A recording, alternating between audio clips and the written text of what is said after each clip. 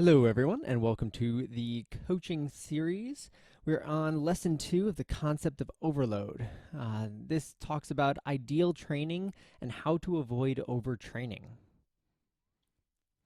The concept of overload is all about the fitness and training, and basically, it's all about increasing intensity, duration, type, or time of a workout progressively in order to see adaptations.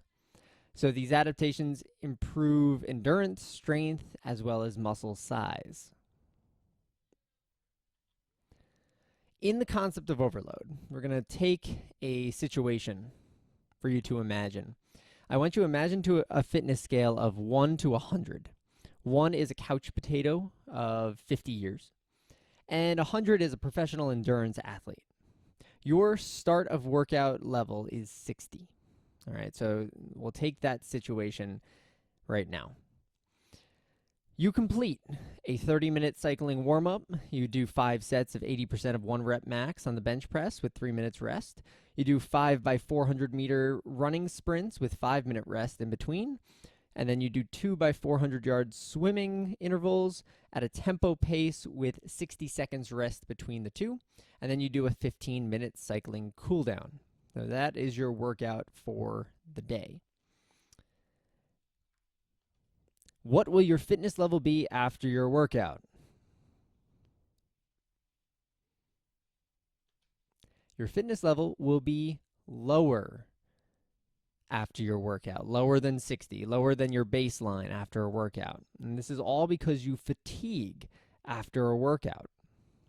So this is one of a big conception that I want you to understand. It's very basic, but I want you to understand that when you're working out, you're putting stress on your body. You're putting fatigue. You're going through fatigue, and you're literally breaking down your body. When does your fitness level raise? Is during the recovery phase.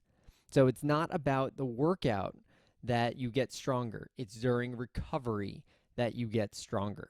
So when we talk about the recovery phase, we're talking about rest, we're talking about sleep, we're talking about stretching, icing, massage, we're talking about low-level recovery workouts.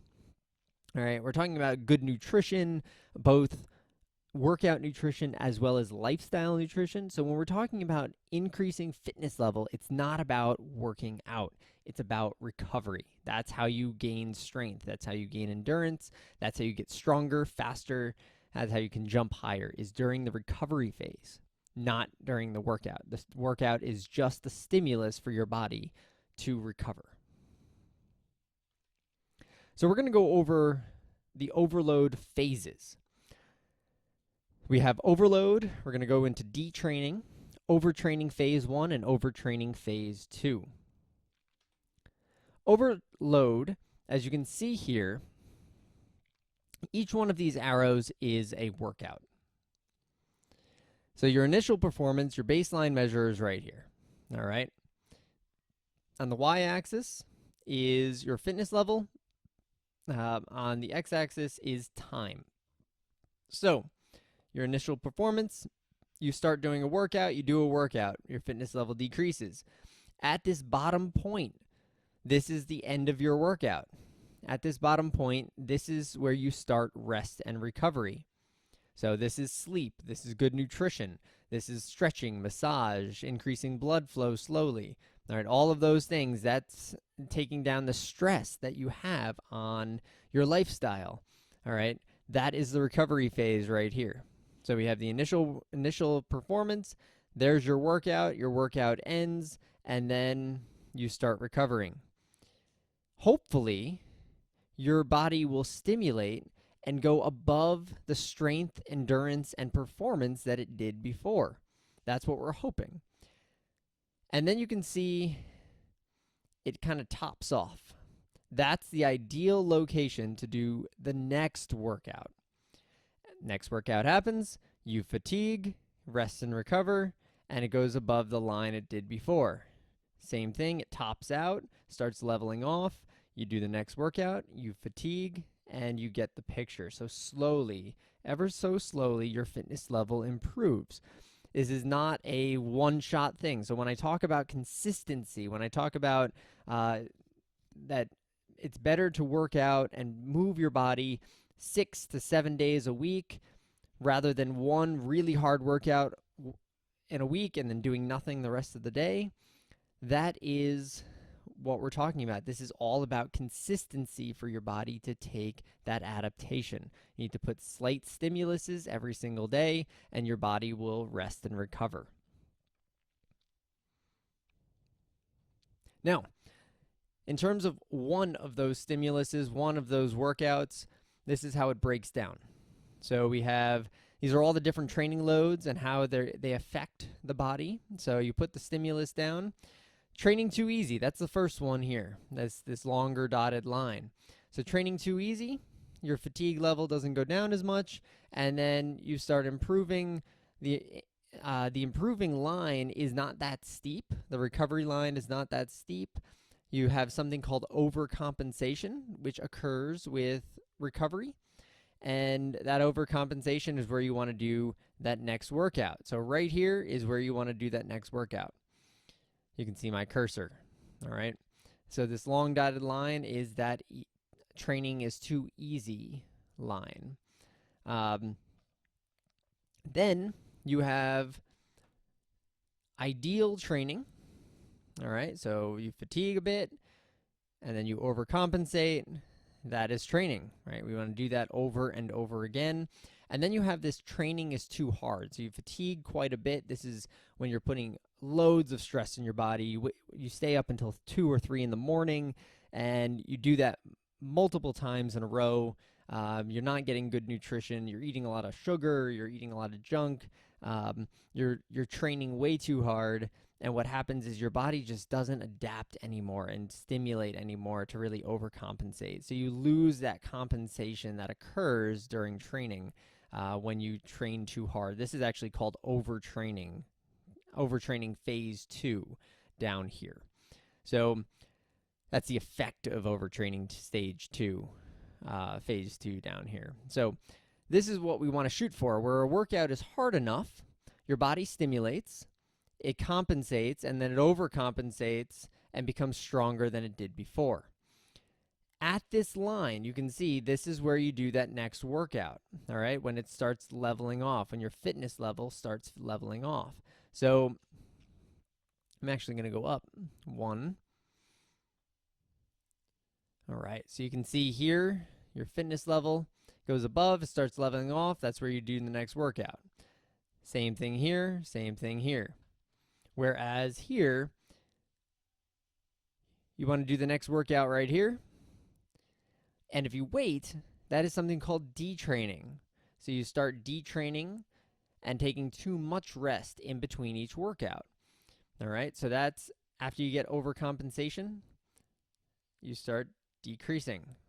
All right, so that's what we talk about with training, is that you overcompensate, you become a little bit stronger than you did before, and then at that ideal time, you work out. If you don't, you have too much rest in between each workout, you do your next workout here, you're not as strong as you were back here.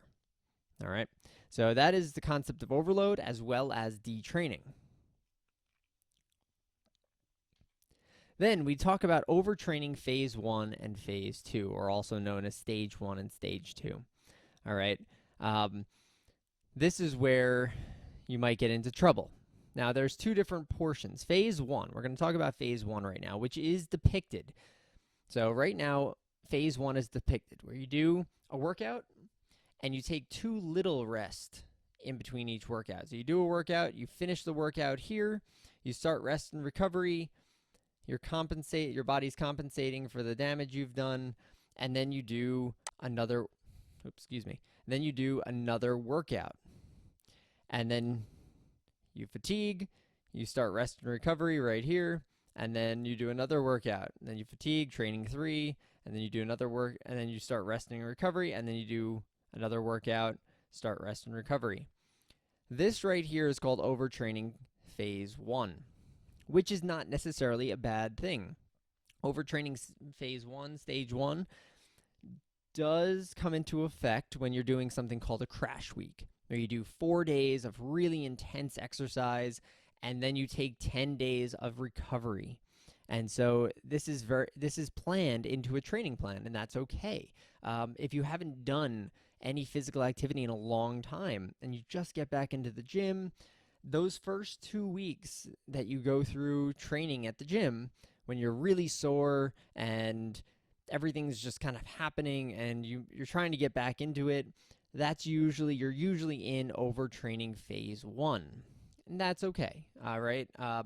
There may not be any super compensation that occurs, but after 2 or 3 training cycles of having too little recovery, and then maybe if you get proper recovery, you get an extra super compensation where your body's fitness level just gets slingshotted much higher than it would have.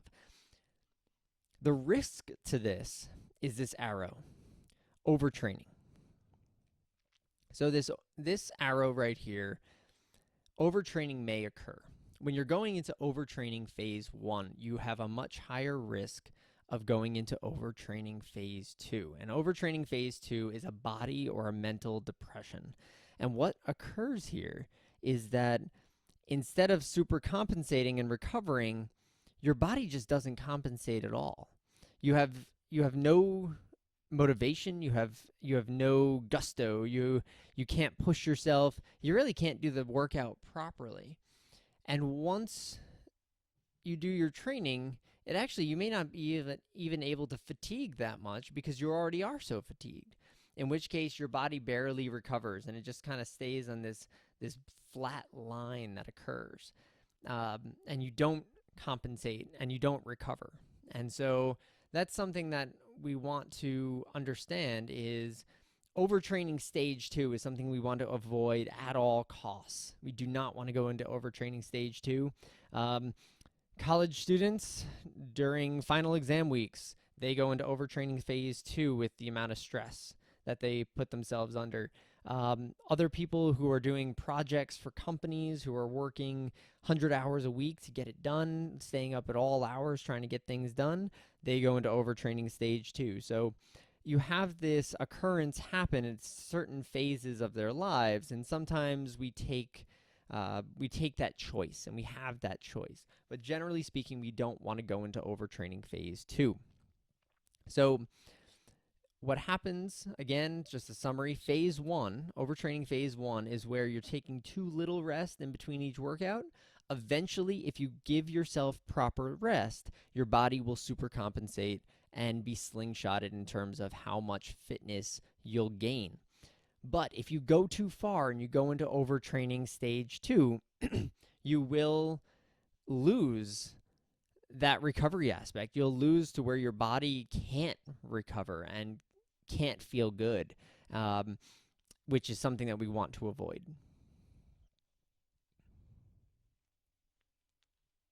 So to summarize, overload is all about ideal volume and ideal intensities for training. You want ideal timings, so your body starts to recover and compensate, and then finally supercompensate. Your body's stronger than it was before, and then you have an ideal time where your fitness level is cresting and you do the next workout.